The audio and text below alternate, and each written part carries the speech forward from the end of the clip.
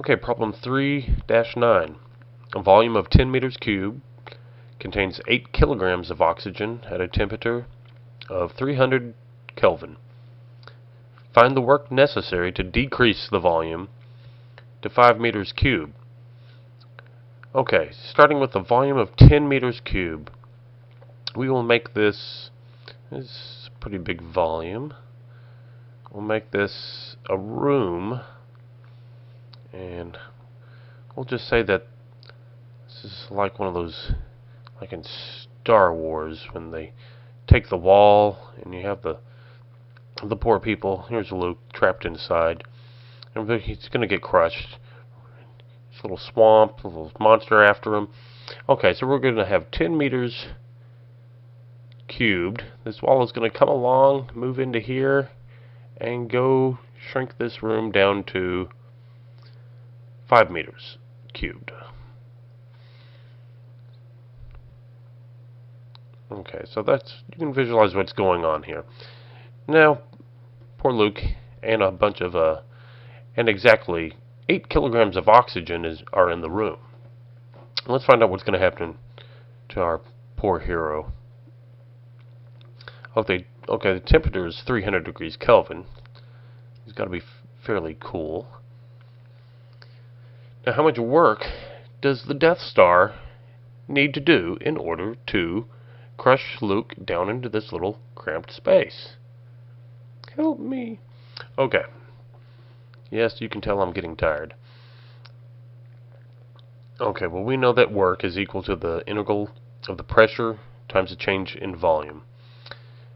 Since we're at constant pressure, we can pull that out, and we're integrating our volume from the initial to final. This is the fundamental theorem of calculus right here, which states that this right here is always equal to the final minus the initial, assuming there's absolutely no function in here. Okay, our initial is 10 meters. So you can see I've actually got this wrong on here. I put our initial minus our final. So let me go in here and correct this real fast. What we really have is our final state is 5 meters minus our initial state was 10 meters. So we know we have this right here. But what about P? What is our pressure? Well, we're going to have to go find it the hard way. So using the ideal gas law, P is equal to nRT over V. And this is always our initial state. Okay, so what's N? We want to look at N. N is our moles in kilograms. That's equal to the kilograms over the molar mass. They've given us 8 kilograms. The molar mass of oxygen, which is a diatomic atom, so you have to multiply it by 2. That's going to give you 1/4 for our molarity. Okay? From here, now that we've figured that out, it's just a matter of plugging and chugging.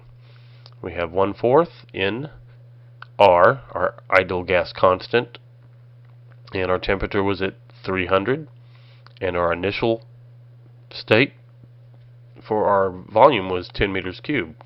And just doing a little dimensional analysis over here, we got this is in kilomoles.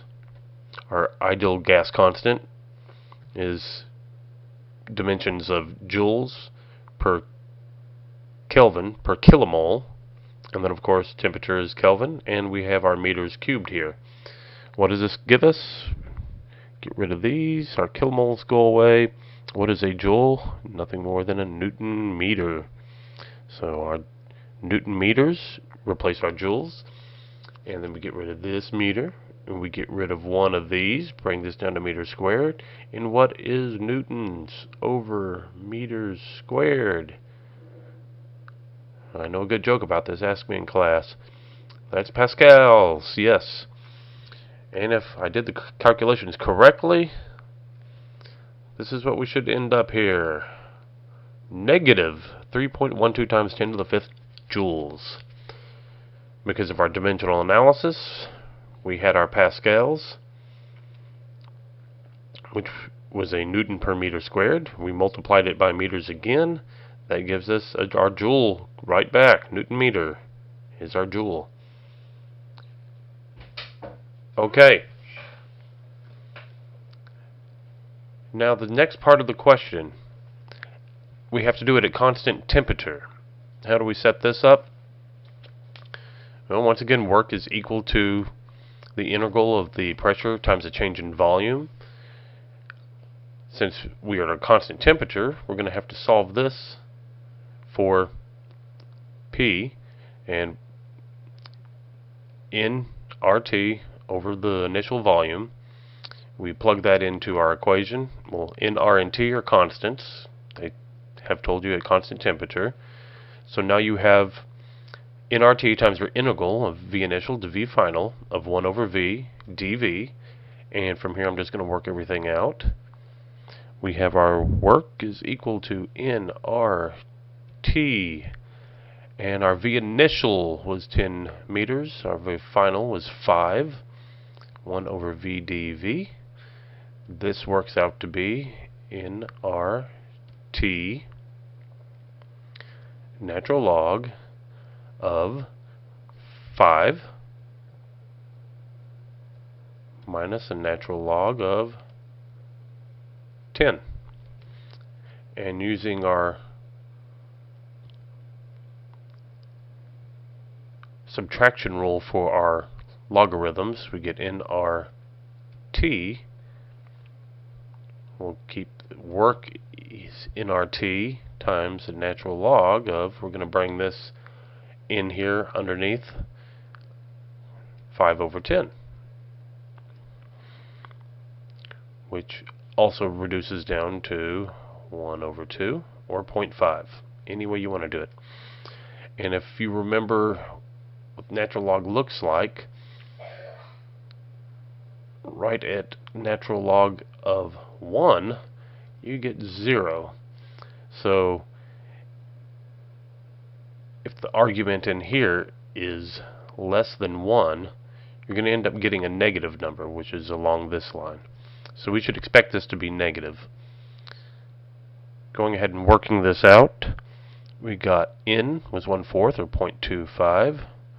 R is 8 times 3, 1/4 times 10 to the third. Our temperature was 300 times ln of 0.5. And assuming I've done everything correct here, I don't think I'm leaving anything out.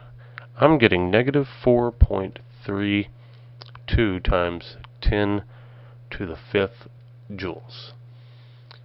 That's how much I calculate for part B. You will notice that depending on what you hold constant, we had negative 3.12 times 10 to the 5th joules of work being done on the system. So it's going to, holding the temperature constant, and just by changing the pressure, you're going to have to do more work. So if I was running the Death Star, I'd go with this option right here, where you keep the pressure constant. Obviously, you'll have to change the temperature in order to get that done.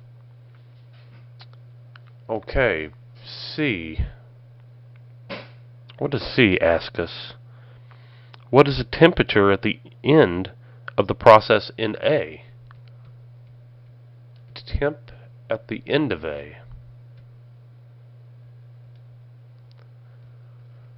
Well, let's go back and look at A again. A says, at constant pressure. Well, that's pretty much all we need to know. Everything else has been stated. So if our pressure is constant, that's, what is that called? Isobaric. Isobaric. Pressure is constant.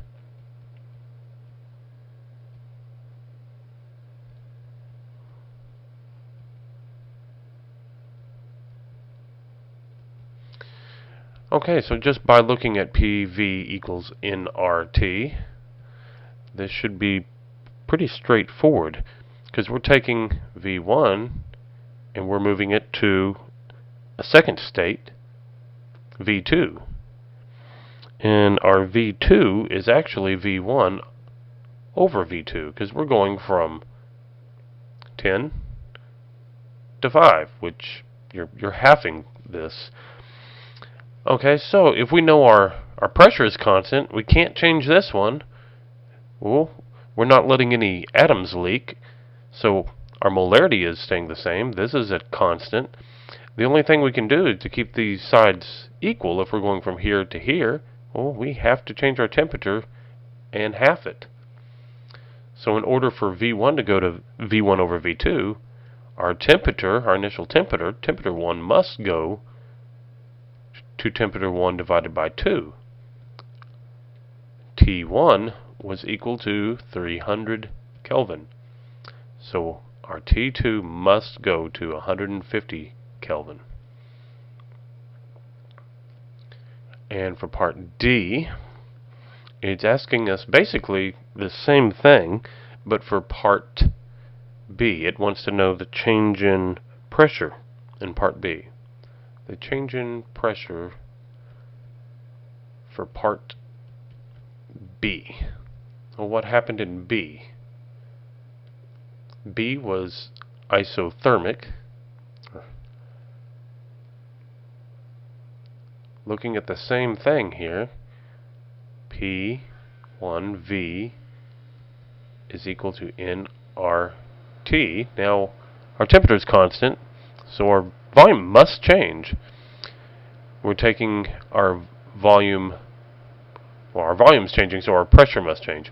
We're taking our volume again from V to V1 over 2. It's halving, it's going from 10 to 5. If this goes from 10 to 5, this is going from 10 to 5, then we're halving that. Well, what is our pressure going to have to do? To keep this constant, it's going to have to go to twice as much the pressure. In other words, keeping this constant. And I can see I'm starting to run out of room, so we will just say this is double the volume, or double the pressure. So the pressure doubles, and that is going to equal, I'm just going to leave it at 2p. Part E wants us to draw this in the PV plane. For A, pressure and volume, you have your initial volume of 10 meters equals 10. Goes down to 5. Volume 2 is equal to 5 meters. You must have some initial pressure, but remember it stated in the problem that this was a constant pressure. So this can't move. As this is going from 10 to 5, it just goes along a straight line because your pressure is constant. Intuitively, this must tell you that something must change, and that was the temperature.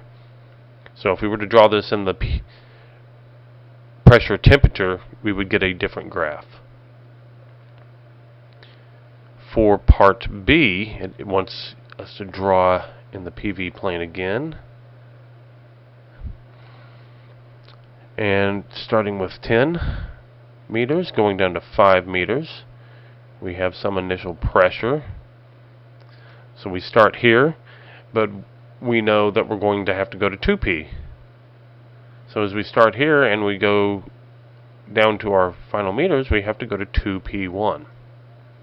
So that's what those graphs should look like. And that's about the end of this video.